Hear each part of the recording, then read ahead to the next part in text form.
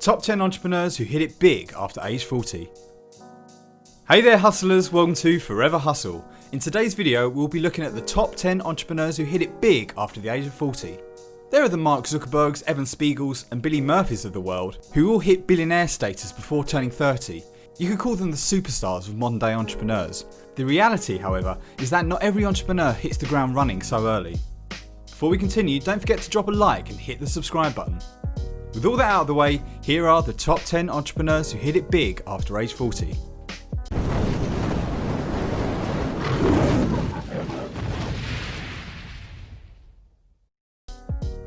Number 10, Chris Gardner.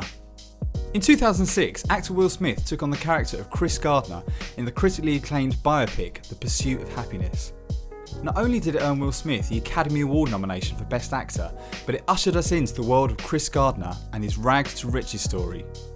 In the early 1980s, Chris Gardner struggled while raising his young son with nowhere to lay his head and barely making enough money to get by. He made his big break when he decided to dump his medical salesman job and focus on being a stockbroker. In 1987, Gardner established his own brokerage firm, Gardner Rich & Co, and in 2006, Gardner sold his minority share in the company in a multi-million-dollar deal. He would go on to be the CEO and founder of Christopher Gardner International Holdings, with head offices in Chicago, New York and San Francisco. Anyone, whether you're an entrepreneur or not, needs to watch The Pursuit of Happyness. It teaches you about resilience and the courage to never give up. I remember shedding a tear or two myself. Anyway. Number 9, Gary Heavin. Coming in at number 9 is the founder and chairman of Curves International fitness chain, Gary Heavin. Oh, and yeah, the owner of Curves International is actually a man. Interesting, right? Well, technically, Gary co-founded the women's fitness outfit with his wife, Diane. Having dropped out of school at age 20, Heavin took over a failing fitness centre in Houston and managed to make himself a millionaire by 25, expanding the fitness centre into a fitness chain with 14 locations. Unfortunately, by 30, Heavin was broke and bankrupt. After remaining in bankruptcy for years, he and his wife Diane decided to open their first Curve Centre in 1992. He was just 37 at the time. This time around, Heavin learned from his past mistakes and grew the business steadily. By 2007, Curves had over 10,000 locations and become the largest fitness centre chain in the whole world. We all get a second chance in life. Use it wisely. Number 8, Barack Obama. President Barack Obama needs no special introduction. He made his mark by becoming the first black president of the United States in 2008. He was 47 when he assumed office. But before that, Barack Obama had a stellar CV. He graduated from Columbia University in 1983 and enrolled at Harvard Law School in 1988, where he became the first black president of the Harvard Law Review. He went on to pursue a career in law and then became a senator of Illinois. By December 2007, Obama was already a millionaire, mostly due to his book sales. At age 43, he published the book Dreams from My Father as a reissue. It was originally published in 1995. And before he became president, Obama had already earned a total of $4.6 million as an author. Number 7, Vera Wang. Vera Wang has made a name for herself as an iconic New York-based fashion designer. But things didn't work out so easy for her at the start. Wang worked as an editor of Vogue for 17 years before going to work for Ralph Lauren for 2 years before resigning at her position there. At 40, she became an independent bridal wear designer, and this was where it really took off for her. Wang has made wedding gowns for many notable figures, including Alicia Keys, Mariah Carey, Ivanka Trump, Victoria Beckham and Kim Kardashian. She has also designed costumes for figure skaters including Michelle Kwan, Evan Lysat and Nathan Chen. In 2018, Forbes recognised Wang as the 34th richest self-made woman. She made up to $630 million in revenue in that year alone. Number 6, Martha Stewart. Martha Stewart is a popular household name in the United States.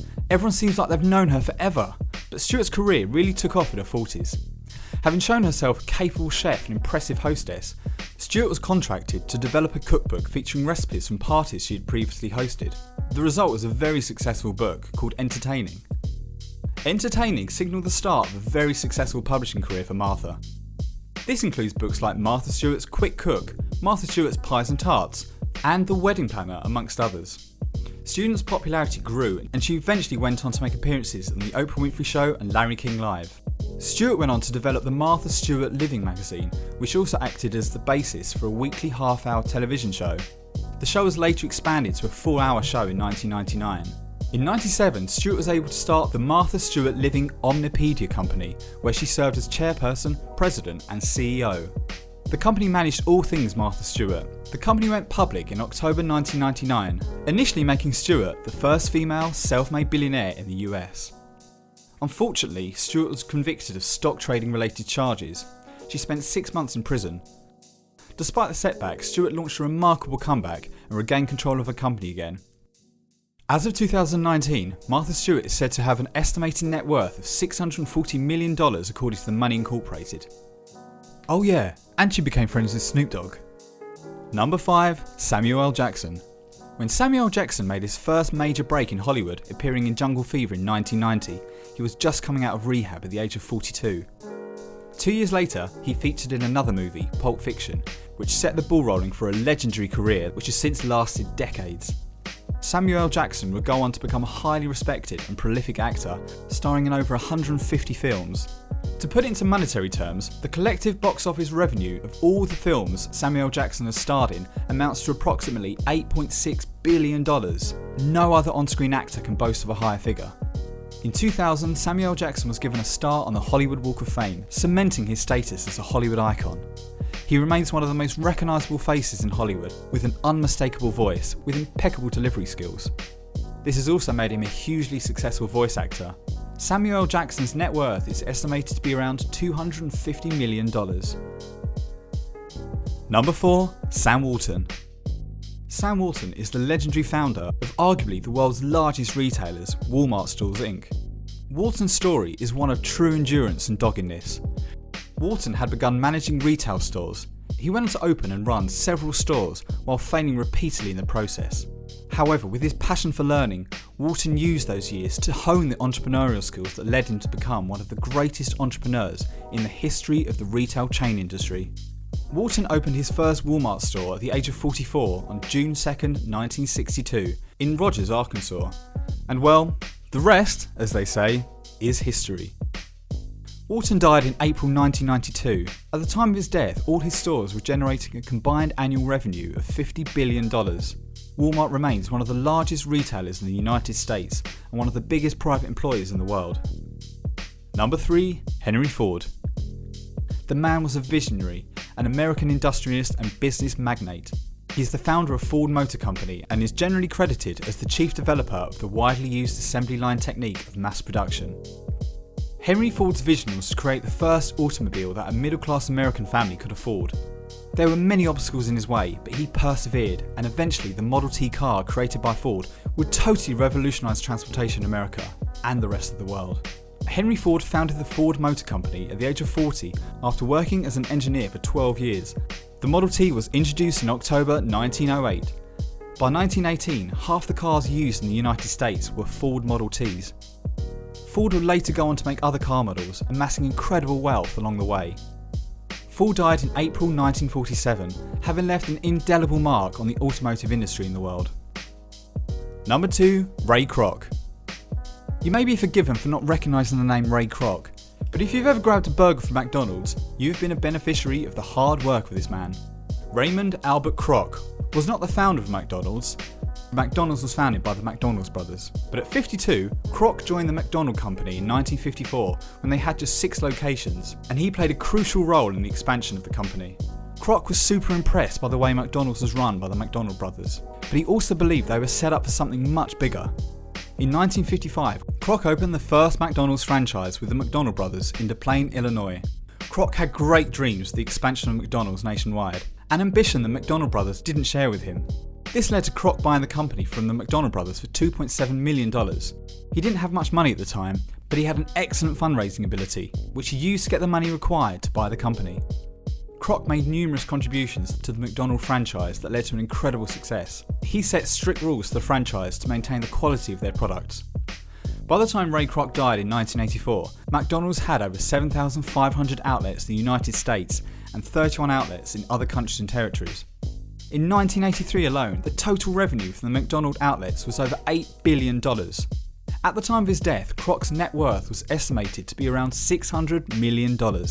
This was incredible for a man who only really found his thing at age 52. Number 1. Colonel Harlan Sanders. Coming in at number 1 is the man whose face is seen in every Kentucky Fried Chicken restaurant. Yep, the man with the goatee on the package of those KFC fast food items is the founder of Kentucky Fried Chicken.